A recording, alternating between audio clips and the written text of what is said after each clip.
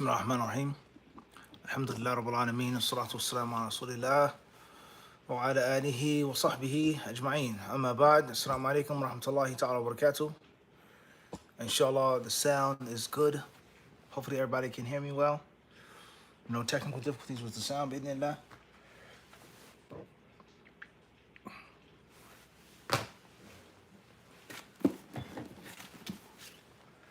Right. Jazakumullah khairan. Thank you very much. Tonight we'll be on Bulughul Maram. And instead of the chapter of marriage, we're now entering into a new chapter, which is Talaq, the chapter of divorce. Alhamdulillah, we have successfully finished Nikah with the additional supplement of Bulughul, which from one aspect is considered to be a part of Talaq. And one can say and one can argue that the chapter of khula should be in Talaq, whereas it is a type of divorce. And others may say, or they may argue, that Babul Khula should be or can be, as the author placed it in the book of marriage, whereas it pertains to marriages taking place and then being annulled afterwards, okay? For one reason or another, something that a person didn't know about, or whatever the case may be, Tayyib. Al-Muhim, that's what we're going to start tonight. And of course, this Thursday will be the 28th, in which we'll be discussing traditional mortgages, interest-based loans, student loans, things like this, which is our second part, okay? Part 2 of what we started last month. So make sure that you check that out. And it's not too late to sign up for this lecture on HadithDisciple.com. And all of the other monthly workshops, the intensive workshops we've done monthly, you can also find them there as well. And obviously they are not public and they are not on the Hadith Disciple channel. All right, khair inshallah. So let's get started. And of course, before we get started, I'm going to take our ceremonial drink. Tonight we have some good old-fashioned Chinese gunpowder green tea, classic staple. Can't go wrong with that. And of course, emptying your cup, literally and physically. Literally and metaphorically. Empty your cup, Learn, gain knowledge, get rid of what you think, what you feel, and at the same time drink the ilm and enjoy the tea. Bismillah.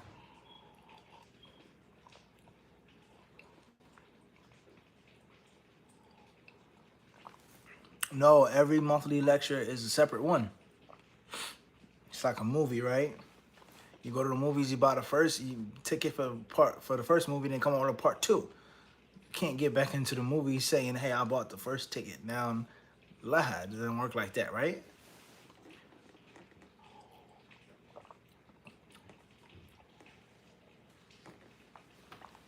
All right, alhamdulillah, it's delicious. Okay, so the author, he says, Talaq. هو لغة حل الوثاق مشتق من الإطلاق وهو الإرسال والترك وفلان طلق اليدين بالخير أي كثير البذل والإرسال لهما بذلك وفي الشرع حل عقدة التزويج قال إمام الحرمين هو لفظ جاهلي ورد الإسلام بتقريره. All right, so the author, San'ani, he first explains and defines the word and the term talaq linguistically and legislatively. He says, as far as in the Arabic language, nothing to do with Islam, nothing to do with Sunnah, nothing to do with the way of the Salaf, nothing to do with a man being married, lughatan, the language of the Arabs. It is halul withaq. It is untying something, unfastening something, pulling out a knot or kink. Mushtaqun min al-itlaq.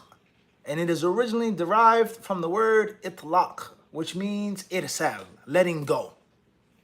Something being tight and something being loose, and it's let go. It's open, it's loose. There's no tension or pressure or energy stored up like the bow being pulled back. It's released, it's let go. All right, it's unrestricted, okay? What tarku, and leaving something alone, holding something, grabbing something, and just letting it go. And the Arabs, they say that fulan is talq, meaning someone is extremely generous. His hands know no limit. His pockets, his wallet knows no tightness. It's never confined. It's just always open, open, open, open, always there. Always giving, giving, and giving. And in the Sharia, the word talaq means letting go or undoing the marital contract. Annulling, abolishing, abating, doing away with the marital contract. The agreement between man and woman, the wali, the witnesses, etc. All of that which was once tightened and fastened, rope, we made it tight. Two strangers came together. They agreed to live upon Quran and Sunnah. They're lawful for each other, etc., etc. The man has to take care of the woman, feed her, provide her, treat her kindly. She has to obey him, etc., etc., etc. That bond that they made, that aqd, uqda, is now torn apart, yanked apart. Similar to the word aqidah, aqada, meaning a person takes something and he ties it in a knot and he fastens it and he wraps his heart around it. That's what he believes in. My creed. Never ever to be forgotten, never ever to be allowed to slip through my fingers. I never let this go. Everybody understand this? All right, so that's what the word talaq means. Some scholars, such as the Imam al-Haramain, he said that this is a word that was used in the pre-Islamic days of ignorance. The same word that we use now is what the pagan idol-worshipping Arabs used back then, and Islam did not abolish the terminology. The terminology remained. Obviously, certain things were abolished, certain things were refined, etc., etc., but the actual wording remained.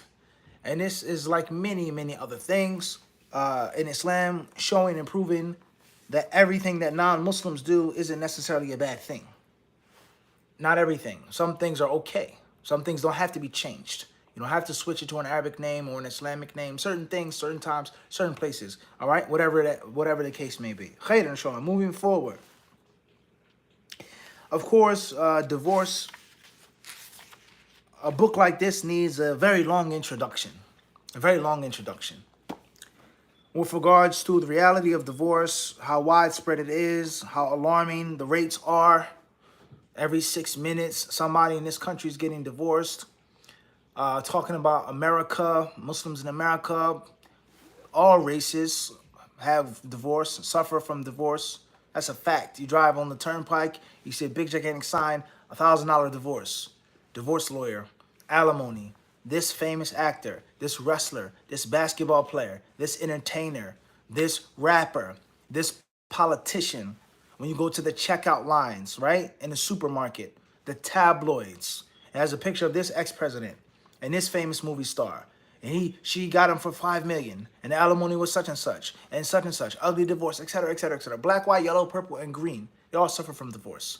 Okay, and a big part of divorce and understanding and looking at it is the concept of racism and prejudice as well. And many people, they try to put divorce only on a certain race. Okay, only Mexicans get divorced. Mexican immigrants, they jump over a wall, they crawl under a tunnel, they sneak into the United States, they take the jobs from Americans. The husband is out working all day, he goes home, or he doesn't go home, he goes to the bar, he drinks, he slaps his wife around, he get divorced. Only black people in the inner city, urban city, get divorced. As far as black people live in the suburbs, who are wealthy, middle class, upper class, culture black people, they don't suffer from divorce. Divorce is only something in the hood, something in the ghetto. Okay? Or the concept of divorce is only for certain Arabs. Egyptians get divorced. Palestinian women, they get divorced. Saudis, Kuwaitis, aib. Women don't ever get divorced. It never happened. You never find a Saudi woman, a Kuwaiti woman, a Khaliji Gulf woman getting divorced from her husband in America. It's only Palestinians and Arabs, the lower Arabs, the reject Arabs. All right? A lot of people, they say things like this and they feel this, that divorce is something that pertains only to a race, only to a social class. The people at the bottom suffer from it, the people at the top, they don't suffer from it. And of course, that isn't true, regardless of statistics, because statistics can oftentimes be extremely misleading, and oftentimes statistics can be deceitfully planted. But we don't want to go too far down a rabbit hole when we talk about numbers and statistics, all right? And there are reasons why. What's important is that if there isn't a large divorce rate, then you'll find many women of all races, colors, creeds are miserable and suffering with their husbands, or vice versa. A man doesn't want to be married to this woman. He's a Sikh. He's a Hindu, all right? Whatever the case may be. From Punjab, all right? Sindh, whatever. Doesn't matter. And many people who do get divorced and they talk about it, oftentimes they have the courage and the necessary fortitude to address it, instead of those who keep it under the carpet as a taboo thing, even though a man treats his wife worse than an animal, or a woman has no love and affection for her husband, she's cheating on him, whatever the case may be. All right? And there are other problems as well, and other reasons behind divorce as well. The point is this is a worldwide epidemic. That's what I'm trying to get to. And divorce doesn't discriminate between a race or a class. Rich people go through it, poor people go through it. Dark-skinned people go through it, fair-skinned people go through it. People who have a religion and people who don't have a religion. That's a fact.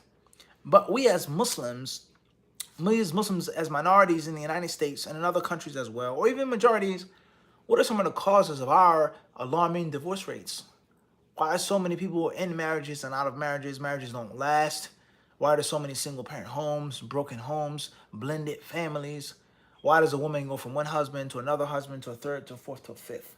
Why does one man have 5 and 6 different children in 5 or 6 different houses from different wives? I'm going to pick this one up and drop this one off, and pick this one up and drop this thing off and drop off the Pampers and then pick up this one.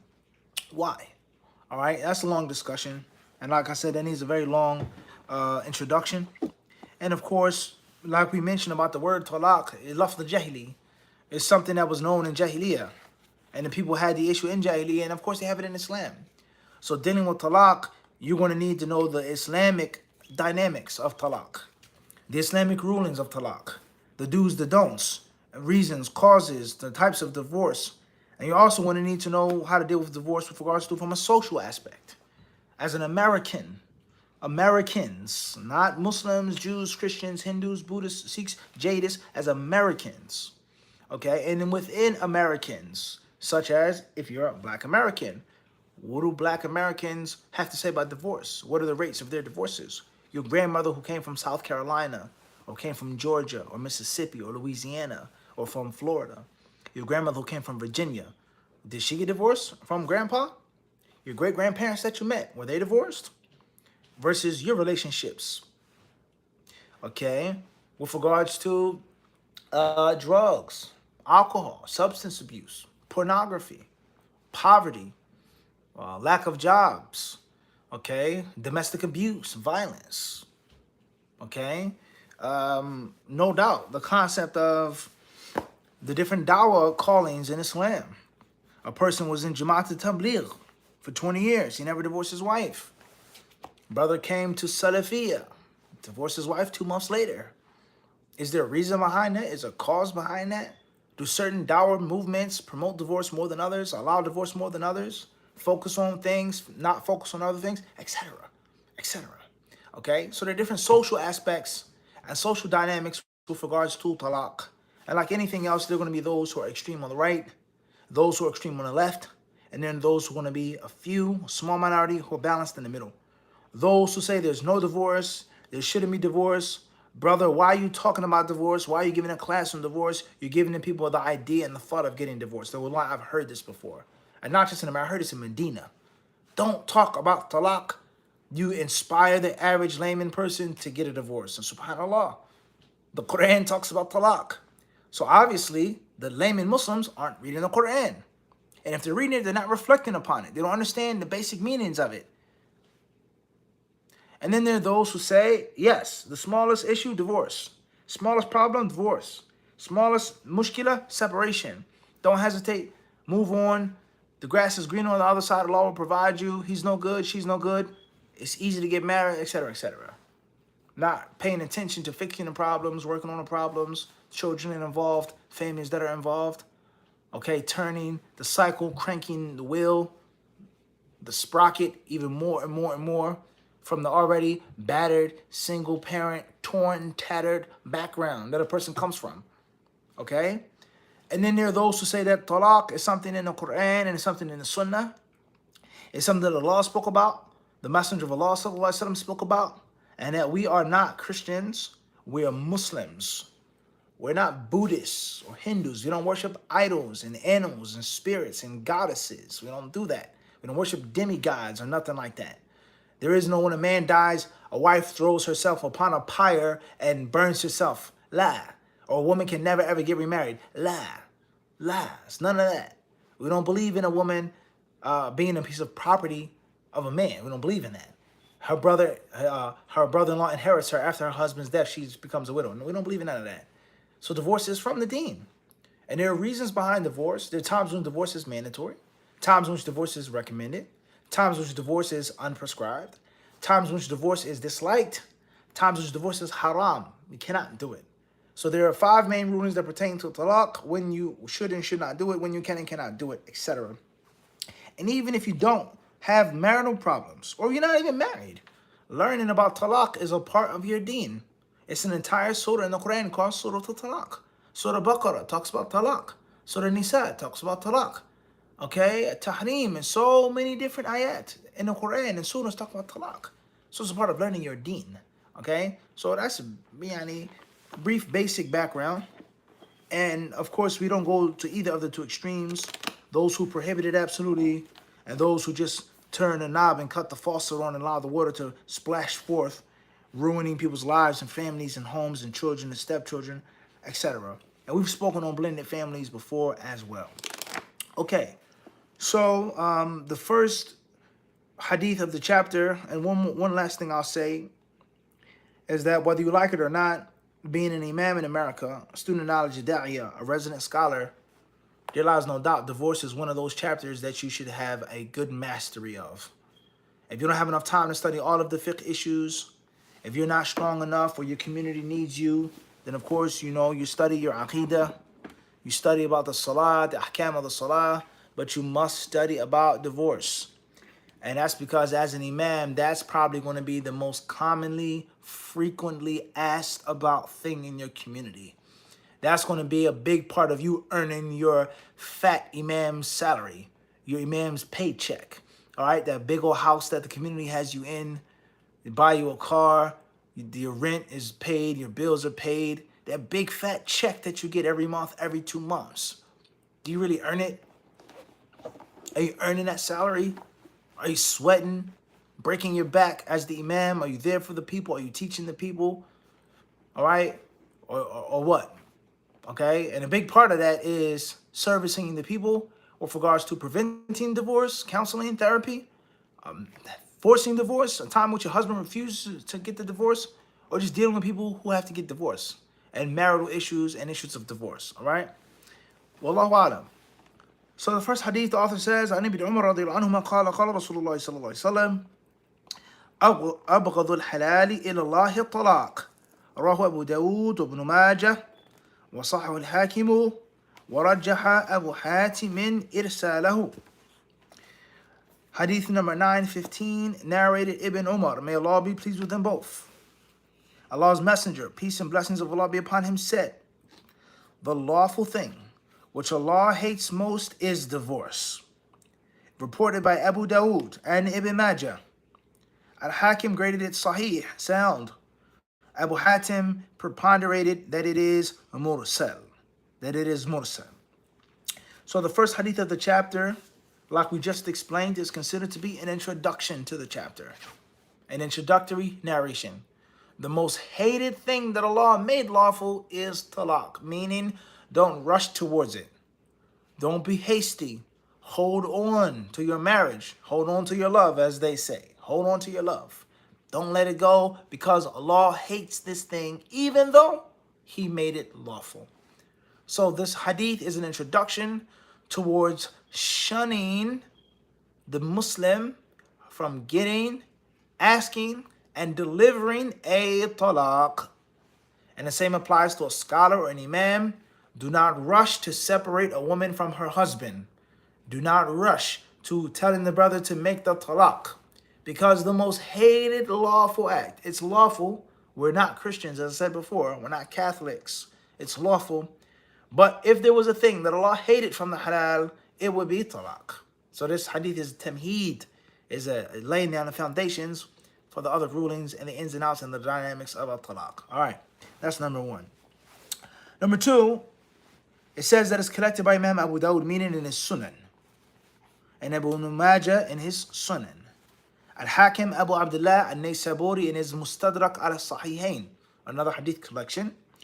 And some Imams, such as Abu Hatim al-Razi, the great Ilal master, he said that this hadith being marfu' laysa bi-mahfuz, it isn't correct. Rather, there is a tabi'i who narrated from the Prophet sallallahu alaihi wasallam. Is it a sahabi missing, or other than a sahabi? What's important is somebody's missing. The chain is a muttasil, and the full muttasil continuous version is khata, is a mistake, is an error. Someone made a mistake, and the correct version is that is mursal, and it's missing one of the conditions of a sound hadith. So Al-Hakim declared it to be sound, and Abu Hatim declared it to be unsound or insound, lack of sound. It's not sound, lack of soundness. So the scholars, they differ on this hadith being authentic. And the view which seems to be most correct and Allah knows best is that this hadith is not authentic, it's not sound. بل هو منكر سندا ومتنا. Rather, it is rejected and disavowed. The chain of narration is mistaken, or is a mistake in the chain of narration, and the wording of the hadith, the metin itself, isn't acceptable Islamically.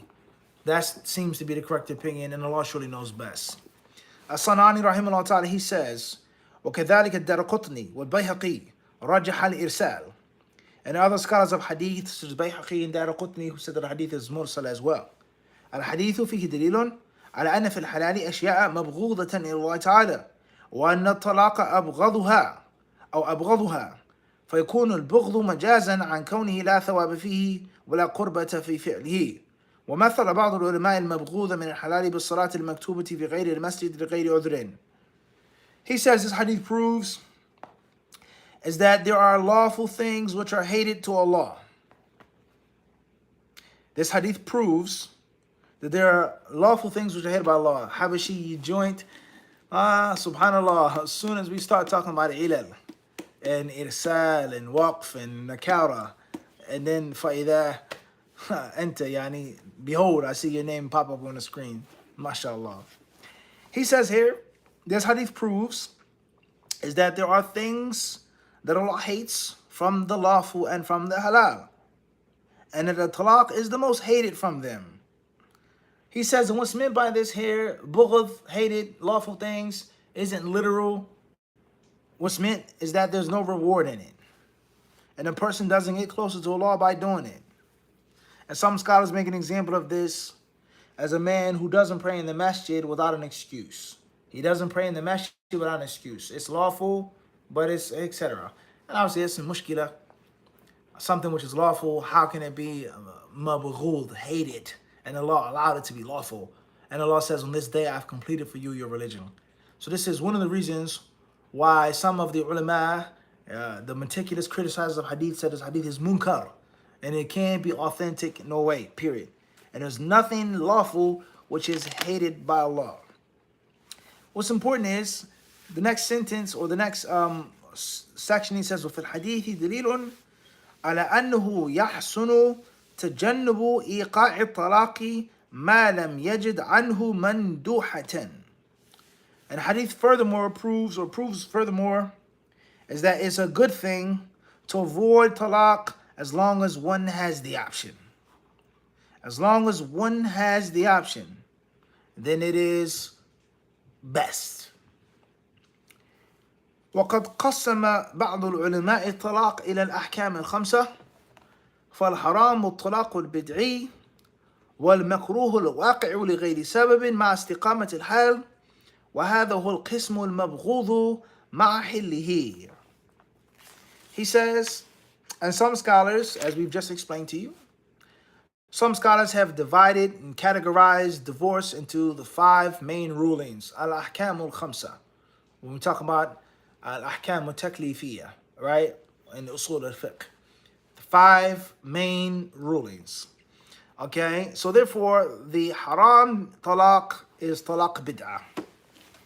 And the makruh talaq is the talaq in which there is no reason for the husband and wife, they're doing well, they're doing fine, they have no issues, and a man just divorces her just to divorce. It's a mabghud, it's hated, it's disliked, etc. But moving forward now, and obviously that's a further discussion with regards to mabghud and makruh, because one can make the same argument. How is the makruh lawful? If it's makruh, it means it's still jaiz. Makruh means hated by Allah. What's important is that talaq bid'ah, as we all should know, is anything which isn't talaq sunnah. And talaq of the sunnah is for a man, if and when he chooses to divorce his wife, to do it in the following way, or the following manner. Number 1, the talaq is only supposed to be one time. Anti-talaq, anti-talaq, anti-talaq. No, that's bid'ah. Talaq 3 times. You divorce, divorce is wrong. That's an incorrect way of divorcing. Clear on that? So talaq sunnah, the first condition is that it should only be one time. Number 2, is the talaq sunnah, if a man wants to divorce his wife more than once, then it has to be in intervals. 1 talaq, then another time cycle comes in, second, wahakadha. Not all in one time, one sitting. Secondly, he is not to divorce his wife in a state in which she's offering prayer, she's fasting, and he had intercourse with her, with exceptions to pregnancy. Meaning, let's say, for example,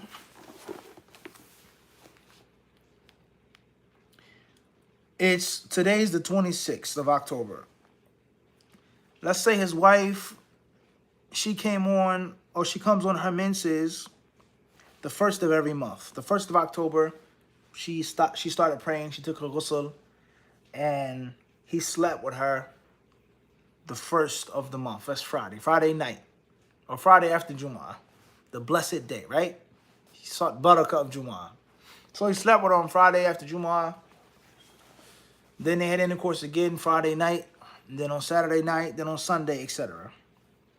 Then on Monday the 4th, he woke up to go to work after he, made fajr. He woke up and he found his wife was snooping through his phone.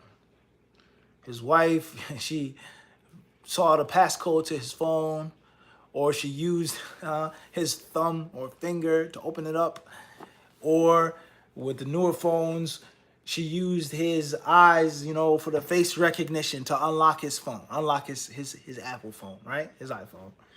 And when she opened up the phone, let's say, nothing really bad or crazy. Let's say she found out that he bought himself a pair of sneakers for $400. $400, right? And just yesterday, she asked him to take her out to lunch. Take her to the sushi bar, a romantic, let's get out. We don't get any time. We have kids. Let's go have sushi like when we were first trying to get married, right? He said, I don't have no money. I'm broke. Subhanallah, I'm unemployed right now. I'm COVID. I'm out of work right now. It's really hard. I'm struggling. She said, please. He said, I can't. I'm wallahi. No problem. And then she found out that he just bought himself some shoes that cost $400, right? So she goes crazy on a tirade. You lied to me. You could have took me out and bought me sushi. You never spend no money on me. You cheap, broke, cheapskate, etc., etc. There's no way to treat a woman. I'm here with you. I take care of your babies. I change these diapers. You couldn't even take me out. And then you buy yourself $400 shoes. That's so selfish. You're so self-centered. You're so conceited. You could have done this. I asked you to fix the kitchen sink. All of these months you say you didn't have no money. Blah, blah, blah, blah, blah, blah, blah, blah, blah. And the brother, he says, well, you were going through my phone. She says, so what? It doesn't matter. Allah brought the truth to the surface. Allah will expose what you hide. The Quran clearly says, the Holy Quran says that, right? Okay? That Allah will reveal what you conceal. Okay? So Allah chose your finger or your eyes to open up the phone even though you were asleep. Mathalan. All right? Or you were talking in your sleep. Mathalan. And he says, you know what? I'm not taking this. You went through my phone. You had no right. You're snooping on me. You're spying on me. You know what? You're divorced. Bleep, bleep, bleep, and a bunch of other cuss words. So that's Monday. That is the 4th of the month. He slept with her on the 3rd, the 2nd, and the 1st. Right? Methylene. Okay? So that's the 3rd. So for him to divorce her on the 3rd, right now she's in a state of purity. She's not going to be menstruating until when? The next time she's supposed to be menstruating should be the 1st of November, which is a Monday. So right now, he doesn't know whether she was ovulating on the 1st and the 2nd or not. He doesn't know whether she's pregnant or not, whether they conceived the child. He doesn't know that. He doesn't know. So he divorced her in a state in which she's pure, she's clean, she's not menstruating. And he's unsure of her pregnancy. He doesn't know, and he divorced her. So for him to divorce her in that state is called what? That's talaq of bid'ah. Talaq bid'ah. Or if we made another example, they had intercourse on the 1st and the 2nd and the 3rd, and now we're on the 26th October. He was traveling and came back home, and he suspected her of something or whatever the case may be, right? And he divorced her on the 26th of October. All of those days, those weeks between the 3rd and the 26th, she's still pure. She's still clean. She didn't get her mens yet. She won't get it until the 1st of November. Is she pregnant or not? He doesn't know. So for him to divorce her in that pure, clean state, that's what's meant by in a clean state, a pure state. That is impermissible. And not only is it impermissible, but the scholars of Islam, they call it talaq bid'ah, a made-up way of divorcing. And the proper way of him divorcing her for going through his phone or whatever, she threw dishes at him, she scratched his face with car keys, whatever the case may be, right? The domestic issues. Is the brother Abdullah here, he was supposed to divorce his wife when? Let's say his wife, Karima, she menstruates at the 1st of each month, and she menstruates for 6 days. That's her normal cycle. He's displeased with her, he's mad with her, or she was disobedient, whatever the reason may be. He was supposed to divorce her on what day? Who knows the answer? When was he supposed to divorce her? All right, guys. You guys in the comments that are going crazy, talking, chatting, asking, is it a real story or not? Now's the time to talk. Now's the time to talk. Huh?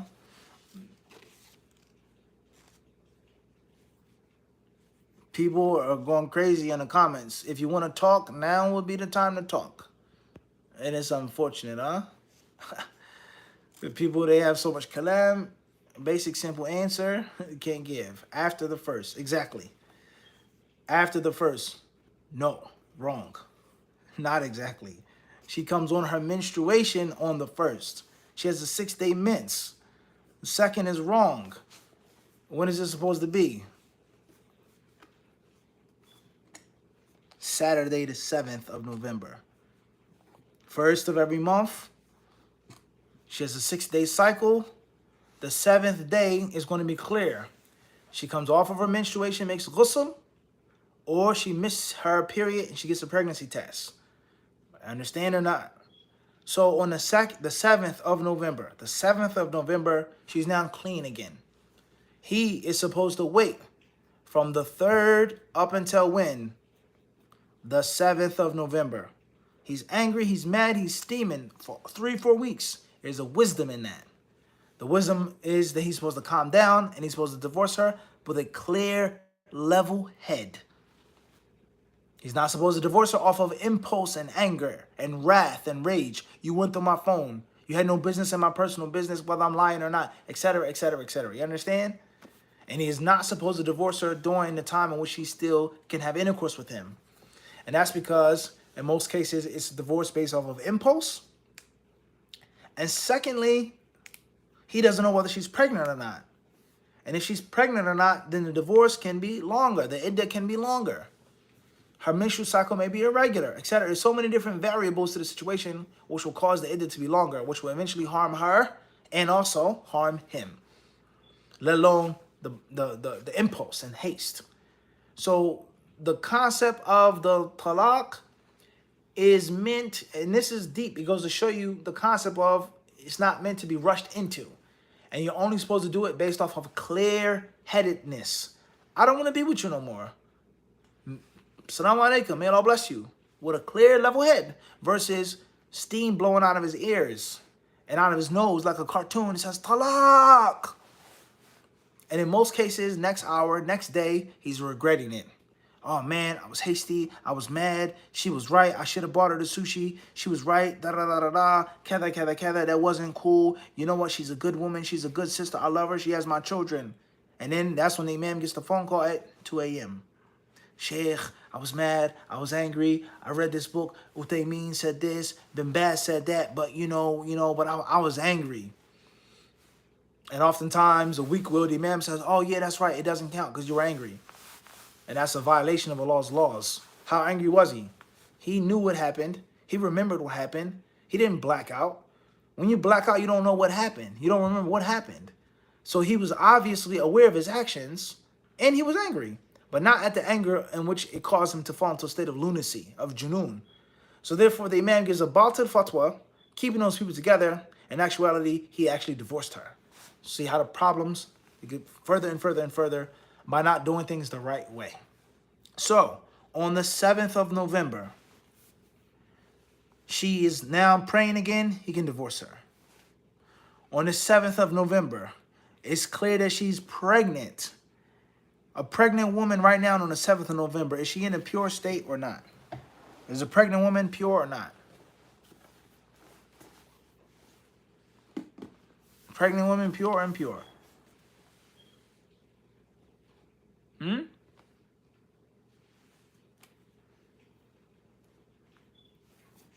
Pregnant woman is what? She's pure. He can have intercourse with her. She can fast, etc. It's lawful for him to divorce this pure woman only because she's what? Because she's pregnant. Pure woman, a pregnant woman is pure. So he can divorce her even though she's pure. He can have intercourse with her like if she wasn't pregnant. But because she's pregnant, he can divorce her. And that is the talaq sunnah. Also, talaq sunnah, the next component or description is that he should have 2 witnesses. He should have 2 witnesses. Whether it's in person, whether he calls them on the phone, text message, he should bring 2 just Muslim males that I have divorced my wife. And the purpose of the ishhad, of course, is to prevent people from lying and forgetting. And so many people lie and forget. I only divorced you once. No, you divorced me 3 times. I want to get out the marriage. I don't want to be in a marriage. I don't want to pay the nafaqah. I never made talaq. It was a khula. You asked me for a khula. I don't have to pay your rent for 3 more months. I don't have to take care of your pets for 3 more months. I'm not buying you high-heel shoes for 3 months. I'm not paying your cell phone bill and your internet bill for 3 months. I'm not paying for your Netflix and your Hulu and your Amazon Prime subscriptions for 3 more months. La, you sought the khula. No, you did give me the talaq. No, I didn't. You're lying. Such and such, such and such. So one of the reasons, or one of the ways that we stay away from this is by him bringing 2 witnesses. 2 just, righteous brothers who said, no, akhi, you did give the talaq. Or no, ukhti, he didn't. He gave you, etc., etc. So you make ishhad. Okay? So it should only be 1 time.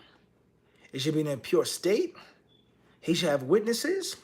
She should not be menstruating.